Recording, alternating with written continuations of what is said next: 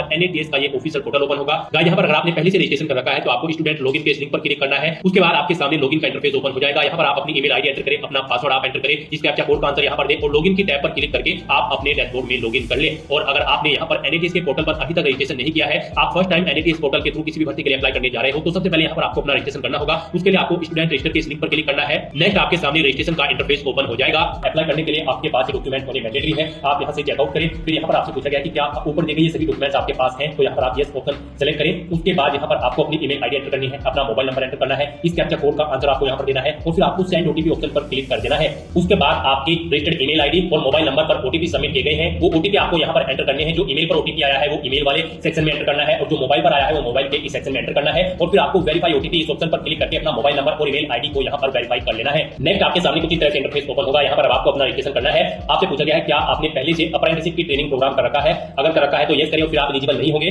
अगर नहीं कर रखा है तो यहाँ पर आपको नो ऑप्शन सेलेक्ट करना होगा। यहाँ पर आपको नो ही ऑप्शन सेलेक्ट करना होगा, अदरवाइज आप एलिजिबल नहीं होंगे। फिर यहाँ पर आपसे पूछा गया कि क्या आपको कोई वर्क एक्सपीरियंस है। अगर है तो यस करिए, फिर आप एलिजिबल नहीं होंगे, तो यहाँ पर भी आपको नो ऑप्शन सेलेक्ट करना है। नेक्स्ट यहाँ पर आपसे पूछा गया है आपने अपनी ग्रेजुएशन यहाँ पर रेगुलर, डिस्टेंस या फिर पार्ट टाइम कैसे पास आउट की है। आप अपने अकॉर्डिंग ऑप्शन सेलेक्ट करें। उसके बाद यहाँ पर आपको अपना नाम एंटर करना है। फिर यहाँ पर आपको अपनी डेट ऑफ बर्थ सेलेक्ट करनी है, अपना जेंडर आप सेलेक्ट करें, अपनी कैटेगरी सेलेक्ट कर लें। उसके बाद यहाँ पर आपको अपना आधार नंबर एंटर करना है। फिर यहाँ पर आपको अपना आधार कार्ड अपलोड कर देना है, पीडीएफ फॉर्मेट में अपलोड करना होगा और उसका साइज 1 MB से कम होना चाहिए। आपको चूज फाइल बटन पर क्लिक करना है, फाइल को सिलेक्ट करना है और अपना आधार कार्ड यहाँ पर अपलोड कर देना है। उसके बाद यहाँ पर आपको अपना स्टेट सेलेक्ट करना है, किस स्टेट से आप बिलोंग करते हैं। फिर यहाँ पर आपको अपना डिस्ट्रिक्ट सेलेक्ट कर लेना है। फिर यहाँ पर आपको अपने इंस्टीट्यूट का नाम सेलेक्ट करना है जिससे आपने अपनी ग्रेजुएशन पास आउट की है। आप अपने अकॉर्डिंग यहाँ पर ऑप्शन सेलेक्ट करें। उसके बाद यहाँ पर आपको पेज को नीचे स्क्रॉल करना है। यहाँ पर अब आपको अपना एजुकेशन का टाइप सेलेक्ट कर लेना है। यहाँ पर आपने डिप्लोमा किया है इंजीनियरिंग में या फिर टेक्नोलॉजी में, या फिर डिप्लोमा है आपके पास जनरल डिग्री में, या फिर आपके पास ग्रेजुएट इंजीनियरिंग या टेक्नोलॉजी में डिग्री है, या फिर ग्रेजुएट आपने यहाँ पर जनरल हिस्ट्री में किया है। आप अपने अकॉर्डिंग यहाँ पर ऑप्शन सेलेक्ट करें। फिर यहाँ पर आप यस ऑप्शन सेलेक्ट करें, कोर्स सेलेक्ट करें, आपने कौन सा कोर्स किया है। फिर यहाँ पर आपको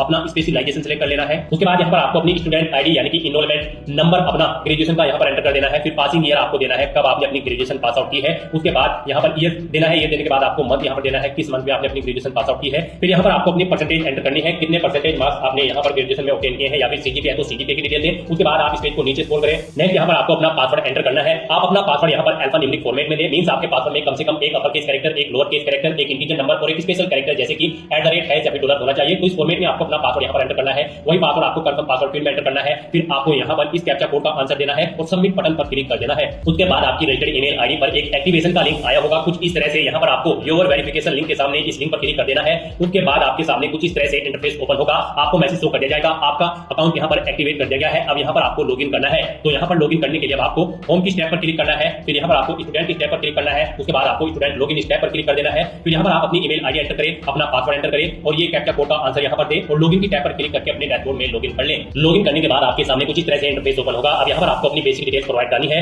यहाँ पर आपको सबसे पहले अपना पासपोर्ट साइज फोटो अपलोड करना है। ये जेपीजी, जेपीईजी या फिर पीएनजी फॉर्मेट में होना चाहिए। आपको चूज फाइल बटन पर क्लिक करना है और फाइल को यहाँ पर सेलेक्ट करके अपना फोटो अपलोड कर देना है। उसके बाद यहाँ पर आपको कुछ चीजें ऑटोमेटिकली फिर मिल जाएगी जो आपने रजिस्ट्रेशन टाइम पे प्रोवाइड कराई थी। बस यहाँ पर अब आपको अपनी मदर का नाम एंटर करना है। उसके बाद आपको अपने फादर का नाम एंटर करना है। फिर यहाँ पर आपको आपका आधार भी ऑटोमेटिकली फिर मिल जाएगा। फिर यहाँ पर आपसे पूछा गया कि क्या आप माइनॉरिटी कम्युनिटी के अंतर्गत आते हैं। अगर आते हैं तो यस करें, उसकी डिटेल दें, नहीं तो नो ऑप्शन सेलेक्ट करें। फिर आपसे पूछा गया क्या आप पर्सन विद डिसेबिलिटी कैंडिडेट हैं। अगर है तो यस करके उसकी डिटेल दें, नहीं तो आप नो ऑप्शन सेलेक्ट कर दें। फिर यहाँ पर आपको आपकी ईमेल आईडी और मोबाइल नंबर ऑटोमेटिकली फिर मिल जाएगा जो आपने रजिस्ट्रेशन टाइम पे प्रोवाइड कराए थे। और यहाँ पर आपको सेव एंड कंटिन्यू ऑप्शन पर क्लिक कर देना है। नेक्स्ट यहाँ पर आपको आपकी एजुकेशन डिटेल्स प्रोवाइड कर दी जाएगी। आपने जो रजिस्ट्रेशन टाइम पे अपनी एजुकेशनल क्वालिफिकेशन की डिटेल प्रोवाइड कराई थी, ग्रेजुएट डिग्री की जो रिक्वायर्ड थी, वो यहाँ पर आपको शो कर दी जाएगी। आप इसे नीचे स्क्रॉल करें, आप चेकआउट करें, कहीं पर कोई मिस्टेक है तो आप चेंज आउट कर लें, नहीं तो यहाँ पर आपको अपनी पास सर्टिफिकेट अपलोड करना है या आपको पीडीएफ फॉर्मेट में अपलोड करना होगा। आप चूज फाइल बटन पर क्लिक करें, फाइल को सिलेक्ट करें, अपने एजुकेशनल सर्टिफिकेट यहाँ पर अपलोड कर दें। फिर यहाँ पर आपसे पूछा गया है आपने इसके अलावा कोई डिप्लोमा या फिर हायर सेकेंडरी एजुकेशन या फिर हाई स्कूल या फिर आईटीआई आप जिसकी भी डिटेल देना चाहते हैं यहाँ पर आप ऑप्शन सेलेक्ट कर लें और फिर यहाँ पर उसकी डिटेल प्रोवाइड करें। जैसे कि अगर आप 10+2 की डिटेल देना चाहते हैं तो यहाँ पर आप अपना स्टेट सेलेक्ट करें। सबसे पहले किस स्टेट से आपने अपनी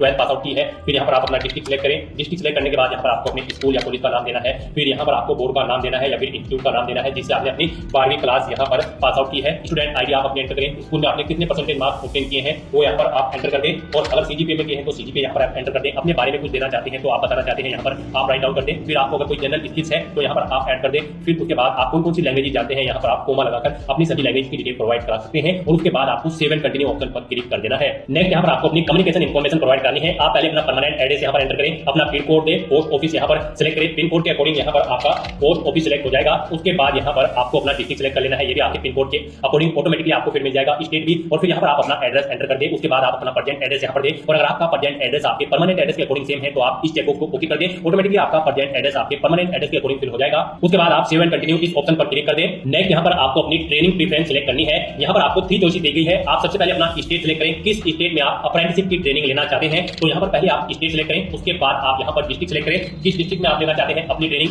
आप यहाँ पर जिसे फर्स्ट नंबर पर प्रेफरेंस देंगे उसे आपको फर्स्ट नंबर पर प्रीफर किया जाएगा, और जिसे सेकंड नंबर पर प्रेफरेंस देंगे उसे सेकंड नंबर पर आपको यहाँ पर प्रीफर किया जाएगा। तो यहाँ पर आपको 3 चॉइसेस दी गई है। आप अपनी चॉइस के अकॉर्डिंग यहाँ पर 3 स्टेट और 3 डिस्ट्रिक्ट सेलेक्ट कर सकते हैं, या फिर 1 स्टेट 3 डिस्ट्रिक्ट आप यहाँ पर सेलेक्ट कर सकते हैं। तो अपनी चॉइस के अकॉर्डिंग यहाँ पर आप स्टेट और डिस्ट्रिक्ट सेलेक्ट करें। उसके बाद यहाँ पर आपको फील्ड में भी ऐसे ही प्रेफरेंस देना है। यहाँ पर आप फील्ड में जिसे भी प्रेफरेंस देना चाहते हैं आप अपनी चॉइस के अकॉर्डिंग यहाँ पर प्रेफरेंस दें, जैसे कि आप एजुकेशन में, इलेक्ट्रॉनिक्स में या फिर एनर्जी में, जिस भी फील्ड में आप अप्रेंटिसशिप करना चाहते हैं यहाँ पर आप अपनी चॉइस के अकॉर्डिंग प्रेफरेंस सेट कर दें। गाइस, जब आप अपनी एजुकेशनल क्वालिफिकेशन की डिटेल फिल करेंगे तो इस सेक्शन में आपको अपनी केयरफुली डिटेल फिल करनी है, अदरवाइज आपकी जो वैकेंसी है वो NATS के पोर्टल पर शो नहीं होगी। इस भर्ती में पार्टिसिपेट करने के लिए आपके पास यहाँ पर ग्रेजुएट डिग्री होनी जरूरी है, किसी वेल रिकॉग्नाइज्ड यूनिवर्सिटी या फिर इंस्टीट्यूट से किसी भी स्ट्रीम के अंतर्गत। तो यहाँ पर आपको अपनी ग्रेजुएशन की डिटेल केयरफुली फिल करनी है। और जब आप क्वालिफिकेशन फिल करने के बाद फील्ड प्रेफरेंस सेलेक्ट करेंगे तो इसमें आपको बैंकिंग से रिलेटेड फील्ड आपके पास होनी चाहिए, जैसे कि बैंकिंग एंड फाइनेंस या फिर कैपिटल गुड्स या फिर ई-कॉमर्स एंड सो ऑन। जो भी आपकी बैंकिंग के अंतर्गत प्रेफरेंस है वो यहाँ पर आपको सिलेक्ट करनी होगी, अदरवाइज आपको NATS के पोर्टल पर वैकेंसी शो नहीं होगी। उसके बाद आपको सेव एंड कंटिन्यू ऑप्शन पर क्लिक कर देना है। नेक्स्ट यहाँ पर आपको अपनी बैंकिंग डिटेल देनी है। यहाँ पर आप सबसे पहले अपने बैंक का IFSC कोड एंटर करें, उसके अकॉर्डिंग यहाँ पर आपकी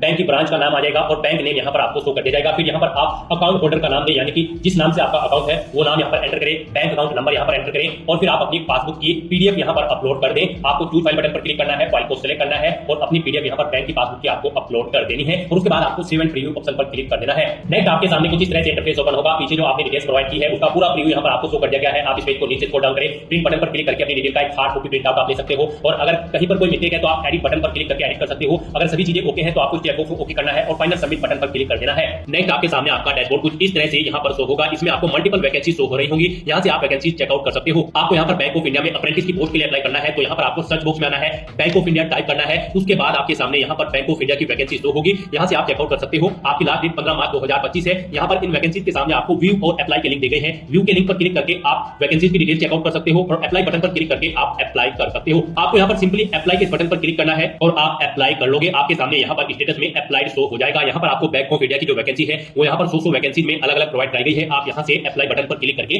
अप्लाई कर सकते हो।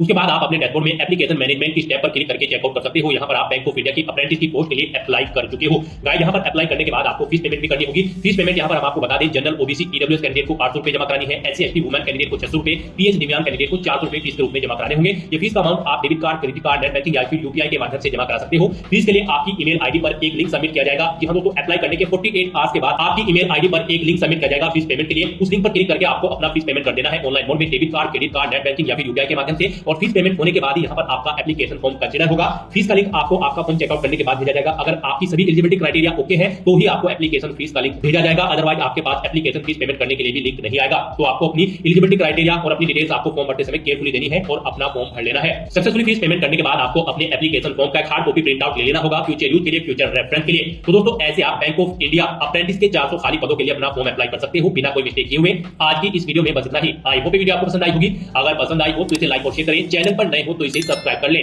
Thanks for watching.